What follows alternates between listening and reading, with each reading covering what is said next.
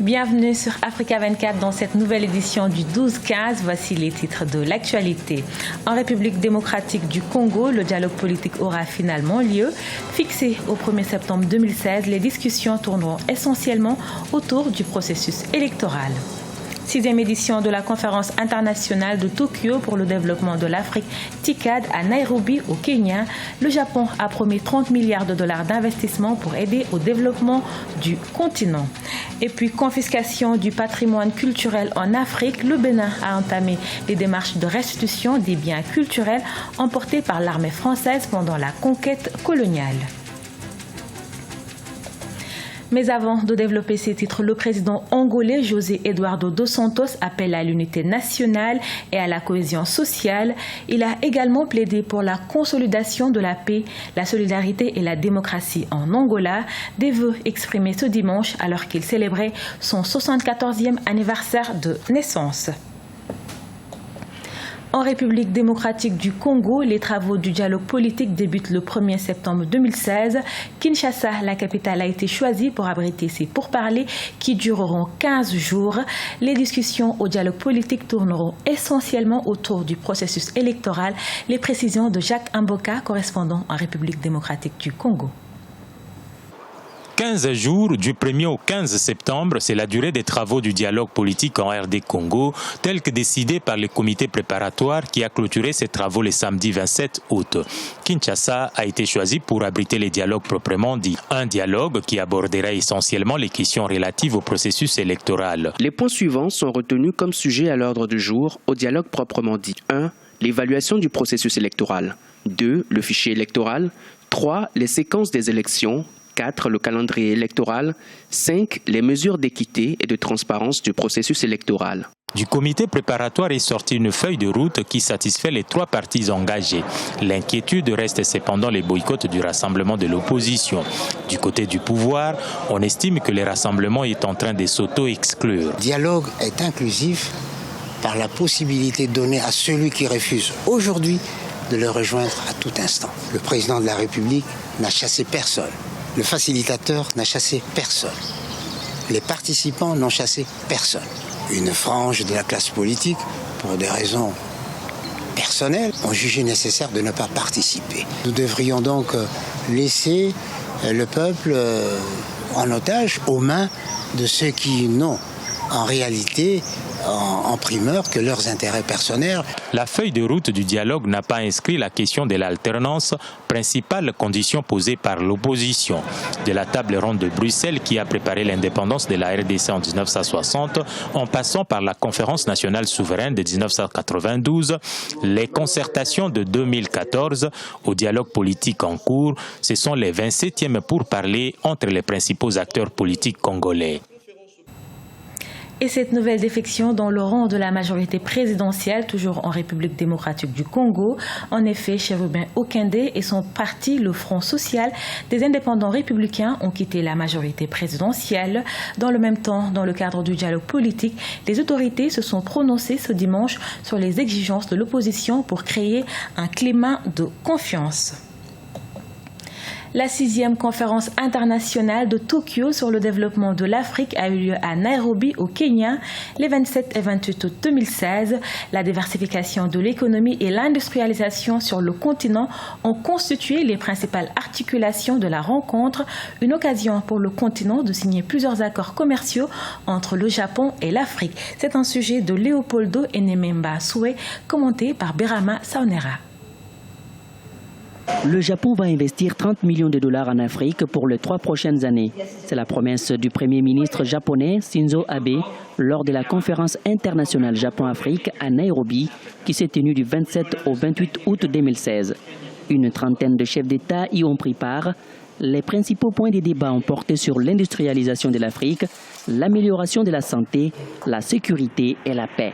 En ma qualité de président de l'exercice de l'Union africaine, je plaide en faveur des investissements japonais massifs sur le continent dans le secteur clé comme l'énergie, l'eau, la santé, l'environnement, l'agriculture, les infrastructures et l'industrialisation. Seuls Des investissements conséquents à la hauteur du poids économique du Japon pourront donner une consistance à notre action commune et faire de nos ambitions pour le développement et la prospérité de l'Afrique une réalité.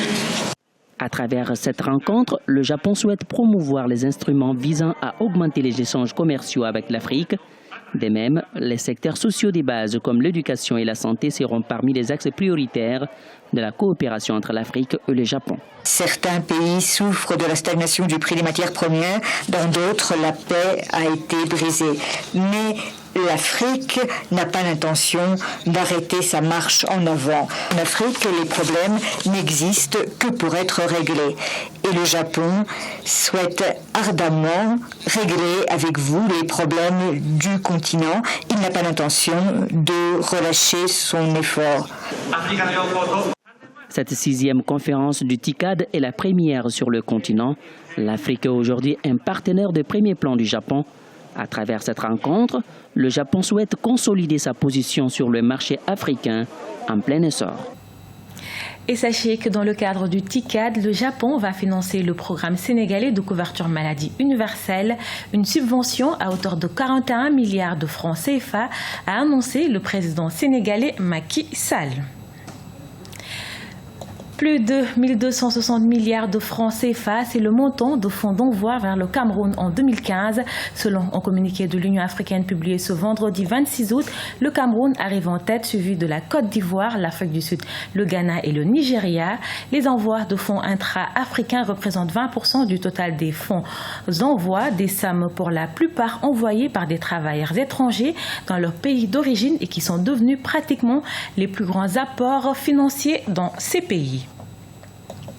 C'est décidé, le Bénin réclame ses biens culturels indûment dérobés pendant la période coloniale française.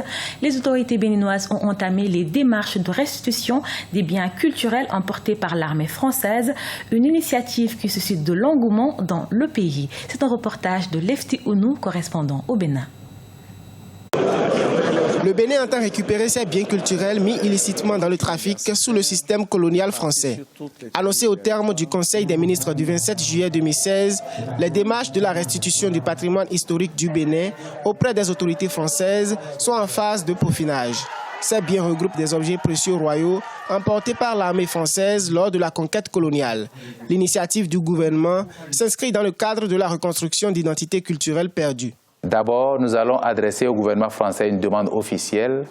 Ensuite, nous allons commencer par rechercher de la France et des pays concernés la reconnaissance de la propriété légitime du Bénin sur les objets, sur les 10 objets. Et ensuite, les conditions de la restitution pourraient être discutées dans le cadre du dialogue interculturel auquel nous sommes attachés. Ce dialogue pourra avoir lieu entre les ministres concernés de nos deux pays, les experts, sans oublier la société civile. Plusieurs demandes ont auparavant été formulées et adressées à la France par les chefs traditionnels béninois. Le Conseil représentatif des associations noires, CRAN, s'est aussi engagé dans cette dynamique depuis le lancement d'une campagne en faveur de cette restitution le 20 décembre 2013. La décision gouvernementale a alerté et conforté tout le peuple béninois et la diaspora. Le fait que le président Talon, quelques mois à peine après son élection, ait fait la démarche est pour nous un signe extrêmement positif. C'est absolument historique. Toute l'Afrique est aujourd'hui saisie de cette question. Donc je crois qu'il va y avoir une démarche de plus en plus large et la France ne pourra pas échapper à son passé. Elle ne pourra pas échapper à la justice et c'est ainsi que l'Afrique pourra progressivement rentrer dans son bon droit. Les objets sacrés, culturels et traditionnels à restituer sont entre autres des statues anthropomorphes des rois du Bénin, notamment Guézo, Glélé ou Béanzin, les trônes, les récades ou encore les portes sacrées du palais d'Abomey. Ils ont été identifiés dans plusieurs collections publiques et privées françaises, notamment celle du musée du Quai Branly. De nombreux experts culturels estiment que le succès de la procédure boostera d'ici 2050 l'économie culturelle du pays. Le nombre des objets royaux pillés au Bénin est estimé à près de 5000 pièces. Et c'est ainsi que s'achève ce journal réalisé par l'ensemble de la rédaction. Nous vous remercions de votre fidélité. Restez sur Africa 24, l'information continue.